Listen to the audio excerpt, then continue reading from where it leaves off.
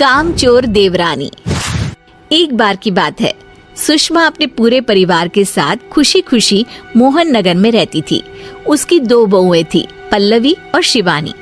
एक दिन दोनों बहुएं रसोई में काम कर रही होती है कि तभी उनकी सास सुषमा उन्हें बुलाती है। अरे बहू, जरा इधर तो आना। शिवानी, जरा जाकर देखना सासू माँ क्या कह रही हैं। दीदी आप ही देख लो ना जाकर, आपको भी तो सुनाई दे रहा है। अरे मैं आटा गूंद रही हूँ ना, तुम चली जाओ। हाँ तो मैं भी तो सब्जी काट रही हूँ ना दीदी। अरे बहू जल्दी आओ। वो ये तो जाएगी नहीं, मैं ही जाकर देखती हूँ कि क्या करना है। पल्लवी सुषमा के कमरे में जाती है। जी मम्मी जी, क्या हुआ? शाम को घर पर कुछ मेहमान आने वाले हैं, तो तुम अच्छा सा खाना बना लेना बहू।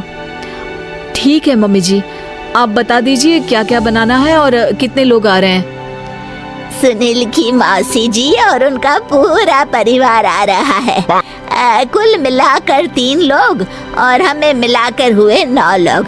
तो अभी से ही तैयारी करना शुरू कर दो। और हाँ, घर की सफाई भी कर देना, हाँ अच्छे से। जी मम्मी जी, सब काम हो जाएगा, आप चिंता मत कीजिए। पल्लवी शिवानी को घर में मेहमान आने वाले हैं इसके बारे में बताती है।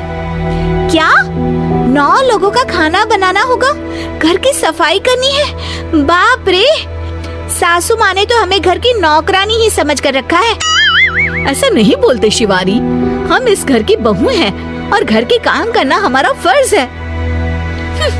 दीदी तो है ही सासू माँ की चमची, जब देखो सासू माँ सासू माँ। मैं तो इतना सारा काम नहीं करने वाली। शिवानी कपड़े लेकर गमला साफ कर रही होती है और चक्कर आने का नाटक करने लगती है।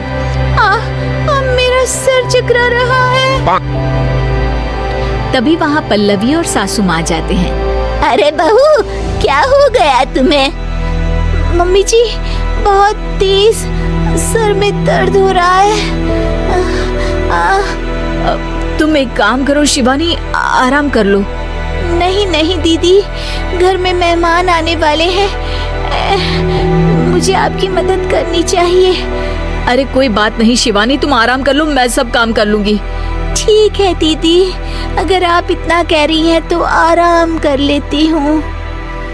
शिवानी आराम से अपने कमरे में मैगजीन पढ़ रही होती है। इसे कहते हैं आराम की जिंदगी। इतना सारा काम।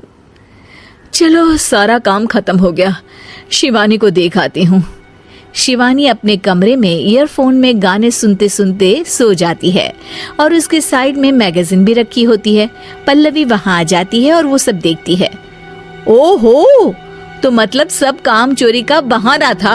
अभी बताती हूँ इसको। घर का सारा काम मुझे करना पड़ा और ये महारानी यहाँ मैगजीन पढ़ रही है, गाने सुन रही है।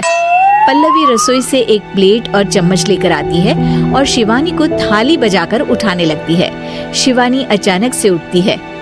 उठ गई महारानी, गाने भी सुन लिए, मैगजीन भी पढ़ ली। तुम तो बहुत बड़ी झूठी निकली शिवानी। तुमने सर दर्द का बहाना बनाया ताकि काम करने से बच सको। हाँ बनाया बहाना, तो क्या करती, इतने सारे काम करती। मुझे कोई शौक नहीं है चापलूसी का। क्या चापलूसी? तुम्हें लगता है कि मैं सारे काम चापलूसी के लिए कर रही हूँ? और नहीं तो क्या। तभी वहाँ सासू माँ आ जाती हैं। अरे बहू, वो लोग बस आने ही वाले हैं, तुम तैयारियां कर लो। जी सासू माँ, तुझे तो मैं बाद में देखती हूँ। सब खाना खाने बैठते हैं और खाना शुरू करते हैं। तभी सुनील की मौसी बोलती है।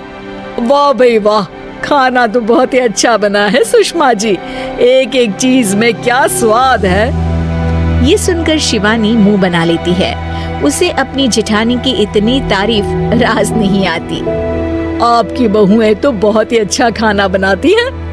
हाँ, बनाती तो दोनों ही अच्छा है, पर आज ना ये सारा खाना बड़ी बहू ने बनाया है। छोटी बहू की तबीयत ठीक नहीं थी, सो इसलिए। मानना पड़ेगा सुषमा जी, आपकी बड़ी बहू तो बहुत ही गुणवान है। पल्लवी की तारीफ सुनकर शिवानी को जलन होती है। पल्लवी ये सुनकर खुश हो जाती है और शिवानी की तरफ देखकर उसे चिढ़ाती है। कुछ देर बाद मेहमानों के जाने का वक्त हो जाता है। मौसी जी सबके लिए उपहार लाई होती है। वो सबको शगुन के पैसे देती हैं और अंत में पल्लवी के पास आती है। तुम्हारे लिए शगुन का लिफाफा तो है ही, पर बहू तुम्हें एक और उपहार भी मिलेगा इतना अच्छा खाना बनाने के लिए। मौसी अपने सोने के कंगन निकालकर पल्लवी को पहना देती है। ये लो, ये मेरे मनपसंद कंगन है, अब से ये तुम्हारे हुए। धन्यवाद मौसी जी। ये देखकर शिवानी तो पूरी तरह से जल जाती है और गुस्से से रसोई में चली जाती है। तभी वहाँ पल्लवी आ जाती है और उसे अपने कंगन दिखाने लगती है। देवरानी जी, अब आपका सर दर्द ठीक तो है ना?